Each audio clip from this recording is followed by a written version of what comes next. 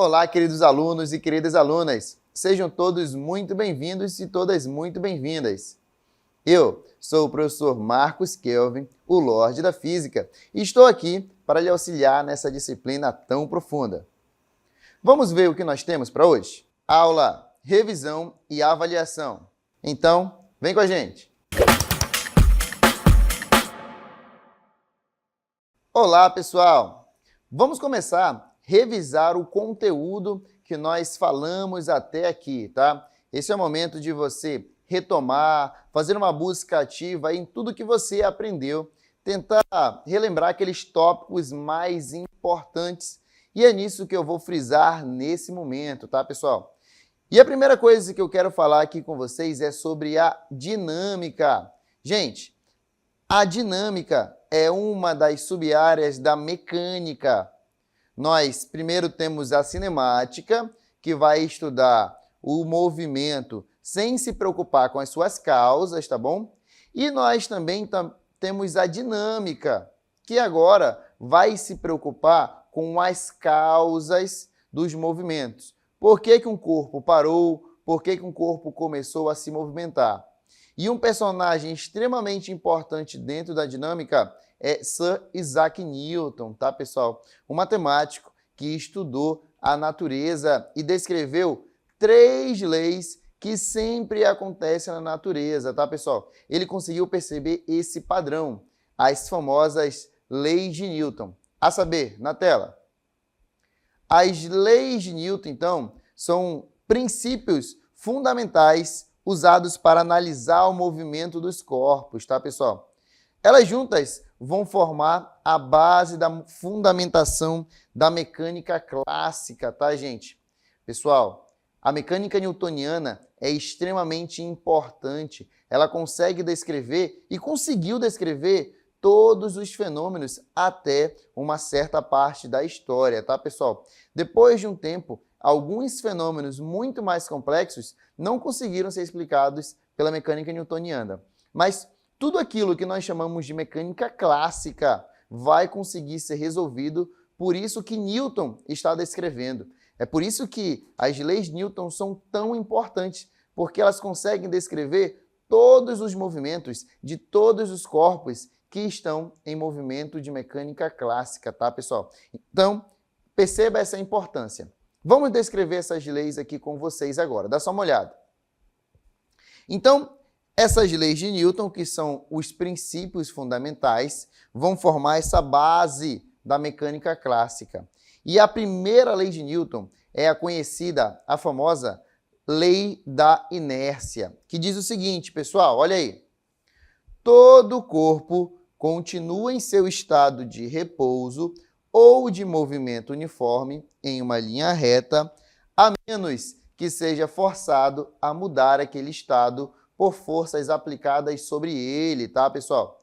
Então, ó, entendam o que está falando a primeira lei de Newton. Entendam o que está falando a lei da inércia. Ela está dizendo que os corpos tendem a continuar o movimento que têm. Em resumo, é isso.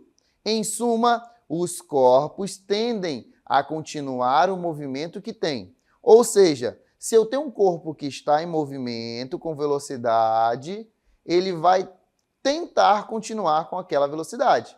A não ser que alguma coisa o empurre, o pare, o puxe, ou seja, alguma força o force a mudar aquele seu estado. Do mesmo modo, se eu tenho um objeto que está em repouso, que está com velocidade nula, que está parado, a tendência é que ele continue em repouso, que ele continue parado, que ele continue com a sua velocidade zero. Existe um exemplo muito clássico sobre esse, que é o do ônibus. O ônibus, quando ele está parado ali no semáforo, você está em repouso junto com ele. Quando esse ônibus acelera e arranca em alta velocidade, ele está mudando o seu estado de movimento. E a sua tendência é permanecer naquele estado de movimento. É por isso que você vai para trás. Mas, na verdade, você está tentando permanecer naquela posição que você estaria anteriormente. Deu para entender essa ideia? Do mesmo modo, se esse ônibus estiver em movimento e sem uma hora nem outra ele frear, você vai ser jogado para frente. E, na verdade, o que está acontecendo ali é que você tende a continuar o movimento que você tinha. Tudo bem até aqui? Então, vamos aqui a algumas aplicabilidades dessa primeira lei de Newton, tá, pessoal? Os encostos de cabeça, por exemplo, que estão presentes aí na maioria dos veículos atuais, uma vez que existe uma grande possibilidade de os ocupantes desse veículo fraturarem seus pescoços no caso de uma colisão na traseira do automóvel. Esses encostos de cabeça são necessários devido à tendência que a cabeça dos ocupantes tende a permanecer em repouso quando ocorrem colisões traseiras. O princípio físico aí envolvido é a primeira lei de Newton, tá, pessoal? Então, uma das aplicações é o encosto aí do banco do carro, tá, pessoal, do automóvel. Uma vez que se você tiver uma colisão na traseira do seu veículo, a tendência é de você permanecer onde você estava. E por isso você tem aquela impressão de ser jogado para trás. E o encosto tenta fazer com que isso não aconteça, para que não frature, né, o seu pescoço ali, a sua coluna cervical. Deu para entender a ideia aqui da primeira lei de Newton, da permanência naquele estado? Mas ele diz que a tendência é ficar naquele estado. No entanto, pode ser que ele mude, se houver uma força, tá, pessoal? Se houver uma força. E aí, muitas das vezes, nós vamos resumir uma força a um puxão ou a um empurrão, tá, pessoal? Isso daí vai resumir bem uma força, mas não é só isso. Nós temos outras forças que não exigem nenhum contato, para você ter uma ideia. Tudo bem? Mas para a gente começar a nossa conversa, vamos começar por aqui. Inclusive, eu trouxe uma tirinha para que fique ainda mais divertido de você entender essa questão aí. Dá só uma olhada. Então, essa aplicação, né, da primeira lei de Newton, os encostos de cabeça, então, estão presentes na maioria dos veículos atuais, no caso dessa colisão traseira, tá, pessoal? Eles são necessários devido a essa tendência que a cabeça dos ocupantes tem de permanecer em repouso quando ocorrem colisões traseiras devido ao princípio da primeira lei de Newton. E essa foi a nossa primeira lei. Vamos à nossa segunda lei, pessoal? Na tela. A segunda lei de Newton é a conhecida lei fundamental da dinâmica, tá, pessoal? Ela diz o seguinte: a mudança de movimento é proporcional à força motora imprimida e é produzida na direção de linha reta na qual aquela força é aplicada. Resumindo, pessoal, olha só. Toda vez que eu aplicar uma força resultante em um objeto, ele vai ter uma aceleração, ele vai mudar de velocidade. Se tu tiver uma cadeira agora parada aí na tua frente e tu empurrar, ela vai sair do estado de repouso, velocidade zero, e vai ganhar uma velocidade. Se ela mudou de velocidade, velocidade zero, e agora ela mudou de velocidade, está com uma velocidade diferente de zero, é porque ela tem uma aceleração. Ou seja, o efeito daquela força foi de dar uma aceleração àquele objeto. E é claro que isso eu estou falando no caso dele aumentar a sua velocidade, mas eu também poderia estar falando no caso dele frear, dele diminuir a sua velocidade, tá, pessoal? Então, em resumo, conceitualmente, isso é a segunda lei de Newton, tá? Inclusive, ele fala que essa aceleração ela é proporcional à massa do objeto. Ou seja, quanto maior, mais pesado, quanto mais massivo for aquele objeto, mais difícil vai ser para eu fazer ele se movimentar, tá, pessoal? Mais força eu vou precisar para fazer ele ganhar uma aceleração. E isso nós conseguimos resumir matematicamente. Dá só uma olhada na equação. A segunda lei de Newton, então, a lei fundamental da dinâmica, pode ser resumido dessa maneira. Força resultante é igual a massa vezes a aceleração, onde A é o modo da aceleração, aí, tá, pessoal? Em metros por segundo ao quadrado. F é o módulo da força que eu estou aplicando, que é dado em newtons, ou quilograma metro por segundo ao quadrado. E M, a massa desse corpo, que é dado em quilogramas. E não se esqueçam, tá? A aceleração, ó, lembra aí, a aceleração nada mais é do que a variação da velocidade pela variação do tempo, tá, gente? E por isso, a unidade de aceleração é aí, ó, metros por segundo ao quadrado, tá, pessoal? Então, nós temos aí a definição da segunda lei de Newton, tá, pessoal? Então, se você souber a força resultante que foi aplicada no objeto e souber a massa dele, você tem como conseguir a aceleração. Ou uma jogada dessas três grandezas. Às vezes você tem a massa, tem a aceleração, descobre a força, tudo bem? Para ficar mais claro, vamos fazer um exemplo aqui com vocês. Olha só. Eu tenho aí uma força de 60 newtons que está sendo aplicada a um corpo, tá, pessoal? De massa M. Esse corpo se desloca em linha reta com velocidade que aumenta 30 metros por segundo a cada 2 segundos. Ele quer saber qual é o valor da massa desse corpo. Ele quer a massa, tá, pessoal? Então, observe que ele quer a massa. Quais foram as informações que ele te deu? Ele te deu a força, que é de 60 newtons. Ele te deu o aumento da velocidade, que é de 30 metros por segundo a cada 2 segundos, tá, pessoal? Aí lembra, se eu quero encontrar massa, eu posso utilizar a segunda lei de Newton. Força resultante é igual a massa vezes a aceleração, tá, pessoal? Então, basta eu encontrar esse valor aqui. Eu quero esse valor que é a massa, ok? Beleza. Agora, já que eu quero a massa, eu preciso saber o valor da força. O valor da força eu sei, vale 60. E eu também preciso saber o valor da aceleração. Como é que eu encontro a aceleração? Ora, professor, o senhor falou para mim que a aceleração, vou até fazer de outra cor aqui, que a aceleração é a variação da velocidade no tempo. E eu já sei que a velocidade está variando aí, ó, 30 metros por segundo a cada segundo. Ou seja, a aceleração vai ser de 15 metros por segundo ao quadrado. Então, basta jogar esse valor aqui, ó, 15. Portanto, a massa, isolando-a, vai ser 60 dividido para 15, tá, pessoal? Tem 60 reais aí, divide em pacotes de 15 reais, vai dar quanto para cada um? Vai dar quanto? Vai dar aí, ó, 4, né? Vai dar aí 4, né? Então, a massa vai ser de 4 quilogramas, tá, pessoal? Então, essa seria uma maneira de nós resolvermos essa questão, tá, pessoal? Então, a gente tem aí na nossa tela a resolução, tá, pessoal? A gente vai anotar os dados sempre. Depois que nós encontrarmos os dados, a gente vai utilizar a equação necessária para resolver, que nesse caso é a segunda lei de Newton, tá, pessoal? É a segunda lei de Newton. Então, aí aplicando a segunda lei de Newton, você tem que força resultante é igual a massa vezes a aceleração, e aí você tem que encontrar a aceleração primeiro e depois isolar a massa, tá, pessoal? Você tem que isolar a massa. Então, essa é uma aplicação da segunda lei de Newton, tá, pessoal? Então, você tem ali um triângulozinho FMA. Quando você quiser encontrar um, basta você fazer a relação matemática entre os outros dois, entre força, massa e aceleração. Essas três grandezas aí, nós vamos trabalhar e muito aqui dentro da mecânica clássica, tá, pessoal?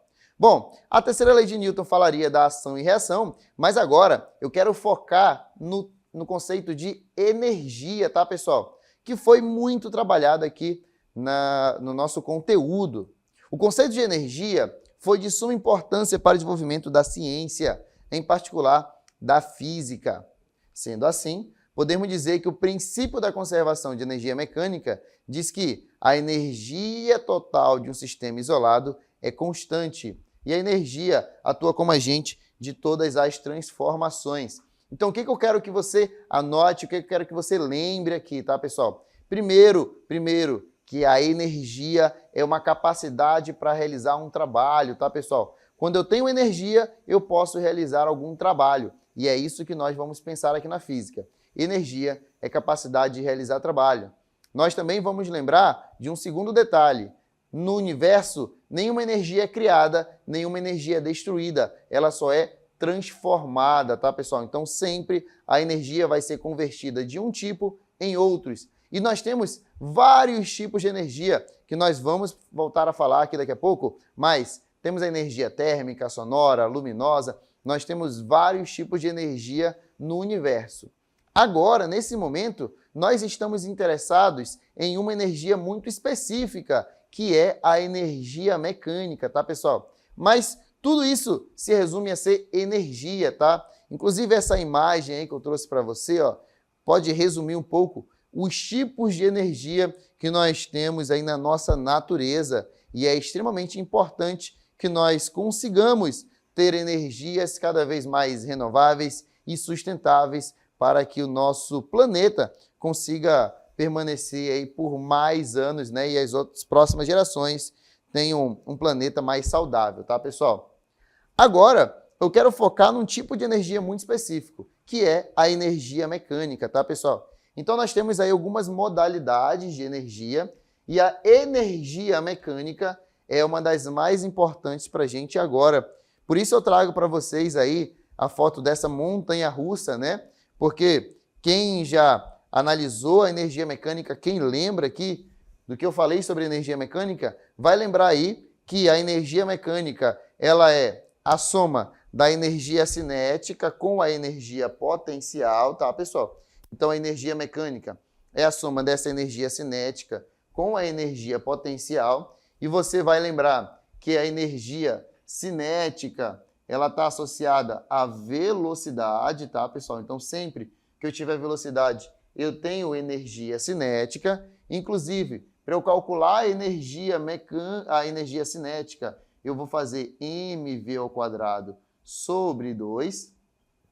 A energia potencial já tem a ver com uma energia armazenada, tá? E aí ela pode ser uma energia potencial gravitacional, tá? Que vai estar associada à altura, tá, gente? Vai estar associada aqui à altura, a energia potencial gravitacional, e também a energia potencial elástica, e aí vai estar associada à deformação de uma mola, tá, gente? Então essas letras aí vão lhe ajudar a lembrar de como é que nós calculamos. E a energia mecânica é a soma dessas duas grandezas, cinética com energia potencial, tá, pessoal? Então, um exemplo muito comum é esse exemplo aí da montanha-russa, tá, pessoal? Que quando você está parado lá no alto dessa montanha-russa, você só tem energia potencial gravitacional, tá, gente? E quando você calcular a energia potencial gravitacional, que é uma energia armazenada, você precisa fazer mgh, tá, pessoal? mgh. Agora, quando ele está numa parte mais baixa nessa montanha-russa, aí ele já tem uma energia potencial gravitacional bem menor. No entanto, ele tem uma velocidade muito maior. Se você já teve oportunidade aí de ir numa montanha-russa, você sabe que lá no ponto mais baixo, né, a velocidade dela e, consequentemente, a sua energia cinética, ela é maior, né? Então, a adrenalina é cada vez maior lá no ponto mais baixo. Lá em cima, ela vai bem devagarzinho. Energia cinética baixa, porque a velocidade é baixa. Mas, conforme esse carrinho vai caindo, tá, pessoal? Ele vai transformando a sua energia potencial em energia cinética, tá, gente? E é importante que você lembre dessa transformação. A energia potencial gravitacional, devido a ele estar a uma certa altura, é transformada em energia cinética, tá, gente? Ou seja, ele diminui a sua altura, mas ele aumenta a sua velocidade. Eu tenho aí um princípio de transformação da energia. E na energia mecânica, se eu não tiver atrito, se eu não tiver forças dissipativas, em resumo, atrito, pessoal, essa energia mecânica se conserva, tá? Ou seja, ela não muda de valor, beleza? Por mais que a energia cinética aumente, a energia potencial gravitacional vai diminuir para compensar e manter sempre o valor da energia mecânica o mesmo, tá, pessoal? Nós temos aqui outros tipos de energia, tá, pessoal? Olha só. A energia cinética, como eu estou comentando aqui com vocês, ela vai depender aí da velocidade de um objeto. Então, eu posso colocar como um exemplo um jogador de futebol correndo, tá, pessoal? Nós também temos a nossa energia potencial gravitacional, que está associada aí à altura de um objeto e à gravidade que eles se encontram. Nós também temos aí a energia sonora, tá, gente? Como exemplo aí, nós podemos colocar um cantor fazendo um show, cantando alguma coisa. Além disso, nós podemos falar aqui de energia térmica, tá, pessoal? Que está associada ao calor. Nós podemos falar aí de energia solar, energia sonora. Então, todas essas energias, elas vão estar associadas ao nosso conceito, nosso conteúdo aqui de capacidade de realizar trabalho. Pessoal, vou ficando por aqui. Até a próxima. Fui!